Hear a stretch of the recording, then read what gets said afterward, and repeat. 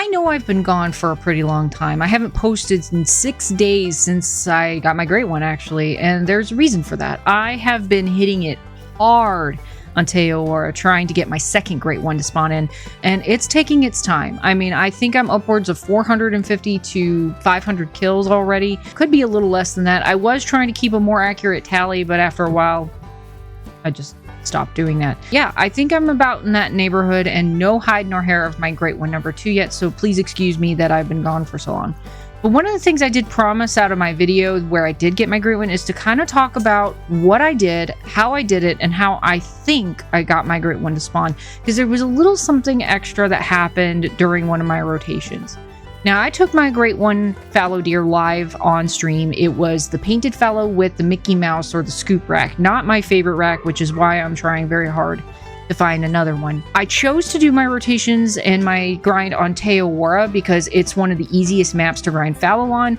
There's lots of clear line of sight opportunities to get fallow on this map. There's not a lot of grass or trees or cover that they can hide behind, so it is a very clean, very efficient grind if you choose to do it on this map. And the way I did my actual rotations, the way I am set up, I will go ahead and show you. First of all, on Te Awaroa, every animal has a home range. The home range for fallow is this eastern coast right here, all along the east side of the map. They can spawn even here on Lake Pukamaro, which is in this spot here. This is the only known fallow spot on that lake. But then you have the sand lake. That's what I call this. Some people call it fallow lake. I call it sand lake because it's nothing but sand. And then along the coastline, right through here along the coastline, up the river to about this point here, and then back down this side, there is a fallow need zone on this side, and then you have fallow need zones all along these peninsulas to the south, which infamously are known for their solo male zones. These are a little bit more challenging than what I call the northern part of the run. So up here above the river, this is the northern part of the run, and down here is the southern part of the run. So I usually start my rotation actually on this lake here in the southern part of the run. I start at this tent, I run along this shoreline here, shooting as I go. I usually bring a tripod and I set up my tripod as I shoot. I don't have pre-staged tripods in this grind at all. So I do that, and then when I get to about here, because it's a better shooting into this zone from this outpost here, I'll jump to this outpost, run in, and shoot here. And then once that's done, I jump over to Sand Lake and I do my rotations there. I occasionally check for this fallow zone over here. And then I will jump down to this tent here, run this coastline all the way to about here or here, depending on what spawns, because I don't want to disturb this zone quite yet. Then I jump up here and I go to this need zone, and then I run these zones along the river. Now, there is a secret to the river if you haven't really explored it. The secret is that there is an actual land bridge that you can cross right in this area. It's not well known, but if you need to get across the river for any reason to pick up your harvests or anything, there is a way to do it. You can actually walk across the river right at this point. So there's a little insider tip for you. And then from there, I just follow these along. I bounce back and forth between the tents as I need to. I like to shoot these zones nowadays from over here because it gives me a cleaner shot. And then I jump to this zone because this was the zone that spawned my initial Great One. This one I like to check very, very frequently for that reason. So I'll shoot here, jump across to here, shoot all along this peninsula as much as possible. And I try to check every single zone. I try not to skip any zones. And occasionally, instead of doing my tents, I will actually just run this and reset the time periodically, just to make sure nothing new has shifted into the area, because these will blink in and out and reappear in other places. And then when I get down here, this is the last zone along the coast before I jump to this lake. This is the final lake of my rotation, and then I do it all over again. So that's how I do mine. Here to here, sometimes here, all along to here, jump to here, push them out this way, run the coast, do this lake, and then I start all over again. So it's a clockwise rotation, and if my sign spawn or redistribution spawn theories are true, then what I am doing is pushing all of these big level animals into spawning in these areas, which I have noticed. So very, very nice, very easy, very clean grinds. Now, when I did my initial Great One Fallow, it took me probably 15 to 1700 kills to get them. Again, I wasn't keeping really accurate counts, but I was doing some simple math and at the time, I had 34 need zones on the map, and I was averaging about 2 per zone, with the exception of a few that would get away periodically. But especially up here on Sand Lake, I was pulling even upwards of 6 to 8 fallow in a run. So with that math, I kind of figured it out. And again, I have numbers comprehension challenges, so if I did it wrong, I did it wrong. But it seemed to land somewhere in the zone of about 15 to 1700. In my Great One video, you'll hear me say 17 to 1800, but after going back and looking at the data, I think it's more 15 to 1700. My second Great One grind is going even slower, it feels like. I think, like I said, I'm in the neighborhood of 450 to 500 fallow, but no hide nor hair. Plus, there's been some issues with my second grind. One thing I am going to warn you about is be careful about accidentally hitting the does. If you hit enough of them, your need zones will shift. For example, here on Sand Lake, I got a little bit sloppy, started shooting from greater distances and not landing my shots and accidentally hitting those does. My biggest herds used to drink along this northern part of this little lake here, and they have shifted to the southern part of this lake here.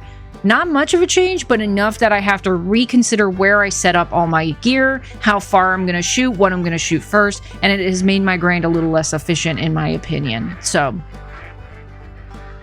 what is going on?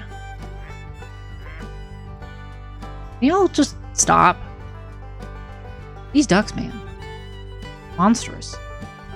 Sorry I'm all in your need zone, but I'm talking. I'm educating. It's education time with Falx. So yeah, you can see them kind of like up along there. I've got that nice level 5 medium. He's the first one I've seen in a few rotations. Ooh. And then there's that fellow who might be a diamond level 4. So with all that said, just be careful how you're shooting. If you're starting to get sloppy, take a break. Try not to hit those does because they will, over time, actually cause your zone to shift. And then the thing that happened that I think really helped me spawn in my Great One was an accident, actually. It was about 2 rotations prior to my Great One spawning. I was doing pretty well. And then all of a sudden, on that very far side of Sand Lake there, on the very far shore, I accidentally hit a level 2. Now, when I was grooming my zones, I made sure that I got level 2s in as many zones as I possibly could, leaving certain zones open for good shooting, like Sand Lake. I've tried to leave open so that the bigger boys will spawn in here more regularly, which I've managed to accomplish. And that's by getting level 2s in zones where I don't want to be shooting. That means in the southern part of the rotation, down here where the solo males are known to be, that's all pretty much 2s with the occasional 4 and 3 popping in. That helps me keep everything in these very manageable shooting areas. But when I shot that level 2, I think it opened up an opportunity for more bigger animals to spawn in, because the run after that, I had 3 level 5s here on Sand Lake. It was crazy. Little one, oh no.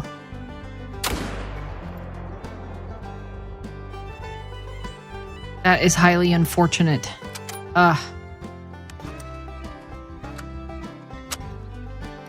Sucks. Well, maybe something good will spawn out of it. Alright, you ready?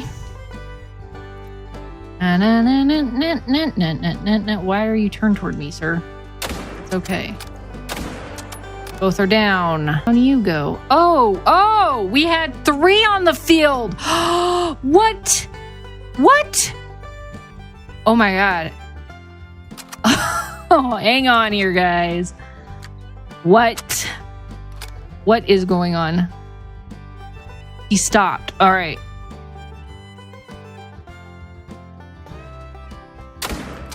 Oh, miss.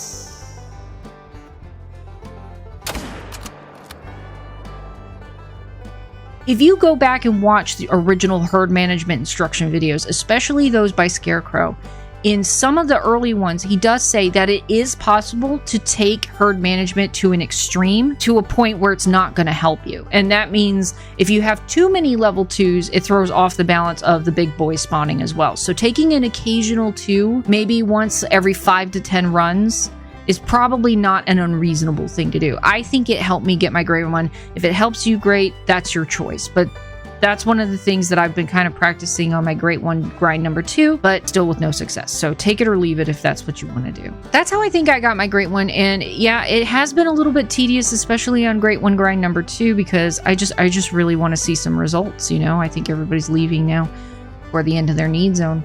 but it's taking time. And with the shifting of some of my need zones with accidentally shooting the does, it's definitely a less efficient grind. So just be careful doing that for sure. And all I can say is if you're still trying for your great one, keep going, but not to the point it ruins your enjoyment of the game. That happened to me when I was doing my moose grind, and I made some really poor decisions after that and ended up having to restart my hunter because I really did not like some of the choices I'd made about how to get a great one. I've enjoyed it. I'm looking forward to getting great one number 2. I really hope I get the saw rack for some reason. I don't know why. I think of it like a sun crown. He kind of looks like he's wearing a crown dedicated to the sun, which for me is very important in my personal life. So I think that's kind of why it is. Anyway, if you're working toward your great one, and Coop, I'm talking to you, keep going. You have my support. You have my good energies. I hope you get one soon, and I will see you on my next adventure. Bye!